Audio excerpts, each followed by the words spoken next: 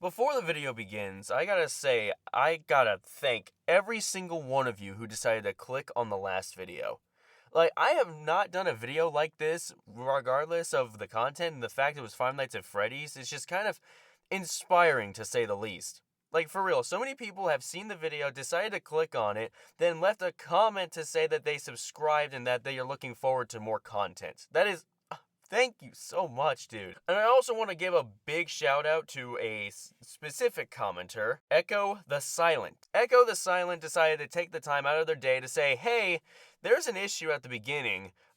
Henry was the one that helped make the animatronics, not William. And while I don't want to completely discredit William because he definitely had a hand in the production, I did forget to mention Henry. Henry was a big part as to why all of this is happening, and the reason why, part of the reason why what we're going to talk about today. While it wasn't the main focus of the video, I did make a mistake, and I didn't really clarify that Henry was part of the reason why William Afton got away with a lot of shit in the first place. So, my apologies. The reason why I don't want to completely discredit the fact that Afton had something to do with the killings and the small souls trapped in prisons of my own making is because of Five Nights at Freddy's sister location.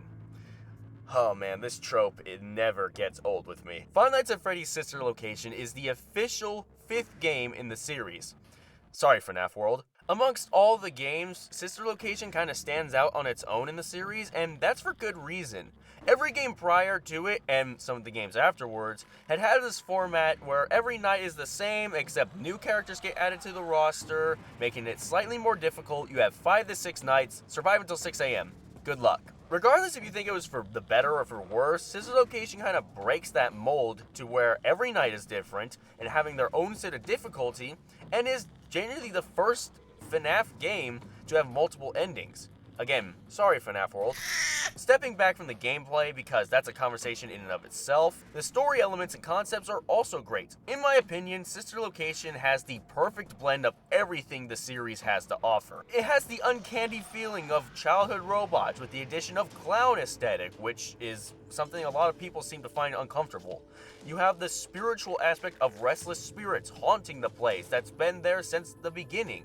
And I mean that as in, like, since the first game, not story-wise. You get what I mean. And also a good amount of sci-fi elements which Scott really enjoys to keep the aesthetic fresh. This is what makes Sister Location immediately interesting, especially on launch. Hell, even the first trailer, like, that was crazy. I remember when that dropped. Man, what a time to be alive. Now that blend of elements isn't entirely new anymore because Security Breach came out.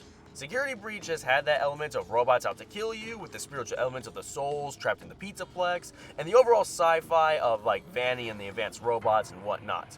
My issue with Security Breach is that in comparison to Sister Location, it has too much of one element, especially after its ruined DLC. The original elements are still there, but with the whole augmented reality aspect and a robot designed to be advanced enough to mimic one another, it completely overrides the original identity of the series. Now, I know that opinion comes with a loaded conversation that is far from what this video is about, so just know that my stance on modern FNaF is a conflicting one.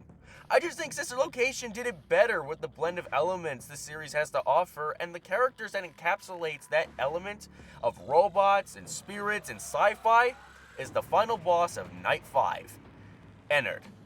Ennard is the last animatronic you run into in the main section of Sister Location. And by main section, I mean without the Custom Night DLC. If it isn't obvious enough, Ennard is an amalgamation of all the animatronics in Circus Baby's Entertainment and Rentals. Their primary objective is to escape the facility in search of William Afton, the man that caused their existence. That, of course, implies that the animatronics aren't just mad that they exist. They are possessed. One of the victims that does possess Ennard is Elizabeth Afton, his daughter. To summarize, Elizabeth was one of the many spirits in the Entertainment and Rentals and possesses Circus Baby due to an incident where she approached Baby alone. The rest of the spirits are a bit more complicated than that. To clarify, this is how I understand the existence of the Funtime/Circus animatronics, so if I get something wrong, follow in Echo's footsteps and correct me on anything I get wrong. There may be elements that I forgot or haven't seen that may fill in the blanks that I had to fill in myself with either other theories or speculation. Circus Baby and the Funtime animatronics are created to be more advanced than the traditional animatronics from the games prior, such as dispensing ice cream, inflating balloons, scent release, voice mimicry, storage tanks, parental voice sync and replay. Oh boy. So, not only are these circus animatronics more advanced, but they're also designed with the Afton special of having the ability to capture and even kill kids. Because of course they are! We get to see a demonstration and a commentary from Baby of this happening, although this one was kind of accidental. I was always acutely aware of how many there were in the room with me. There were 4, then 3, then 2, then 1. A little girl, standing by herself. I was no longer myself. My stomach opened, and there was ice cream. I couldn't move, at least, not until she stepped closer. There was screaming for a moment, but only for a moment. This confirms that Baby is possessed by Elizabeth, but what about the others? Are they possessed? From my understanding, yes, but not in a traditional way. Originally, the animatronics that had victims stuffed into their suits would have victims' souls possess the robots, and that would be it. But due to some of the books, and surprisingly FNAF AR, oh my god, I was doing some research, I forgot FNAF AR actually existed. How these possessions work is that the souls would possess the metal endoskeleton in the suit. This possession will have the memories of the souls infused to the metal, causing it to turn into a new element, as in the periodic table type of element, a physical manifestation called Remnant.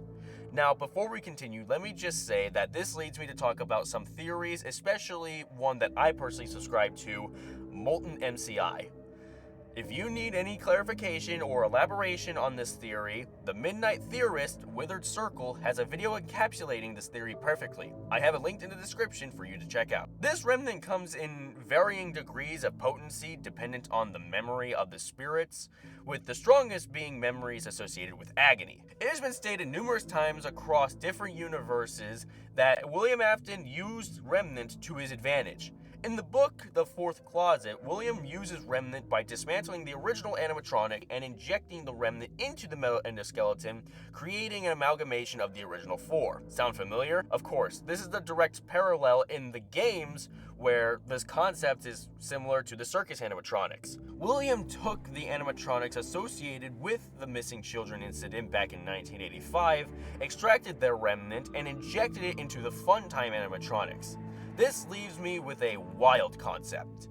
With the fact that the circus robots are self-aware and more advanced than the ones prior, them being injected with memories of agonizing, angry spirits leaves them with a new identity, a new life. The remnant not attached to a soul causes these robots to become completely feral, angry, confused. All they know now is pain. The only one in the facility that's more clear and conscious is Baby, who again is possessed by the soul of Elizabeth. Baby then manipulates the player, who plays as Michael Afton, now going by Mike Schmidt, to guide him to the scooper to hollow him out and climb inside. This is where we see them for the first time. Ennard, the culmination of metal, souls, and agony personified. Once Mike is scooped, Ennard crawls inside and practically uses him as a meat puppet until eventually Mike's body rots and Ennard escapes via the sewer. From this point on, Ennard lived in shadows, avoiding everything to avoid going back to the rentals and to find William, for conflicting reasons. Within Ennard are the circus animatronics, and as these circus animatronics share the same body, they are communicating with each other. This leads into what we see in Pizzeria Sim. Baby and the Fun Times get into an argument. Baby was too controlling and, from my understanding, wanted to help William due to Baby being the main reason for Baby Direct 07 and that she is possessed by William's daughter. Baby wants to help Afton while the rest want to kill Afton, causing Ennard to split and eject Baby from the body. This is why we see Scrap Baby and Molten Freddy in the state that they are in. Molten Freddy is much less structured, tangled wires, and little to no clarity for what they are doing. Ennard and Molten Freddy are great examples of a personification of agony. They aren't possessed by souls, but they are injected with harsh memories. They are aware and somewhat sentient, feeling all the rage and confusion of the missing children, but don't have enough clarity to understand what they are doing. They hunt, they kill, perform, repeat. Hunt, kill, perform, repeat. I love this idea. For the same reason I love the concept I talked about in the last video. It's a lifeless robot being brought to life only for their existence to be nothing more than pain, leaving them to question why they were even made. I think I like this concept because it's similar to how us humans question our existence at times. Like, why are we here? What is our purpose? Were we meant to feel this much pain? The difference, however, is that we have the privilege to live the life we want, be who we want to be, believe what we want to believe in. Whereas the animatronics who are sentient enough to be human know what they are. They are created to perform and entertain. They know their purpose, but they can still feel the sorrow and pain we can. For the most part of the series, it's never ending. Why was I built to feel pain? Again, however, the difference between the Glamrocks and the Fun Times is that the Glamrocks aren't possessed and are made to be human, which means they can learn, grow, and overcome. The Fun Times aren't that advanced yet. Hey guys, post-editing Scythe here, just to do some clarification on that point. Feel like that was a bit vague on my end. The Funtime animatronics are still very advanced, especially in comparison to the characters prior to the series. It's just that they're not advanced enough to be like the Glamrocks, in which the Glamrocks are programmed to actually be human, thus growth, plan, learn, all sorts of stuff. The Glamrocks actually have the ability to be human, whereas the Funtime animatronics are advanced enough to have like their own little personality and are self-aware that they are robots. They are not advanced enough for them to be able to learn. Or hell, I think it's completely valid that they might just be as advanced as the Glamrocks are for their time. It's just that the reason why they're so angry and filled with sorrow and pain is because of the fact that it's the remnant's pain and agony, not theirs. It's because they are possessed while the Glamrocks are not. The Funtimes possessed by memories don't have that privilege. They are left with unrestrained anger without a real reason as their remnant remembers Afton's face, and they can do nothing about it. They must live in agony. Hey guys, just popping in again just to say thank you for watching the video. If you liked it, please leave a like and subscribe if you're interested in more content like this. I'm trying to kind of branch out and do more of this type of commentary video, and I have another Five Nights at Freddy's video I have planned that is different from this sort of content style, so we'll see how that turns out. If I'm a Five Nights at Freddy's channel, then so be it. I'm kind of stuck in this phase anyway, so might as well make the most of it. But again, thank you all so much for watching the video. It means a lot, and just thank you for the support on the last one. I hope this video does really well too, because that will let me know what type of content that I am willing to make, and I enjoy making these type of videos, dude. I have fun. I had fun writing this one. It was a bit headache-inducing, trying to remember all the lore details and trying to refresh myself on the sister location story. It's man, this series is so complicated, and that's kind of a conversation of itself. I think Right Toast made a video like that. I'll leave that in the description as well if anyone's interested. But yeah, thank you so much for watching. Hope to see you all some other time. See y'all later. Scythe out.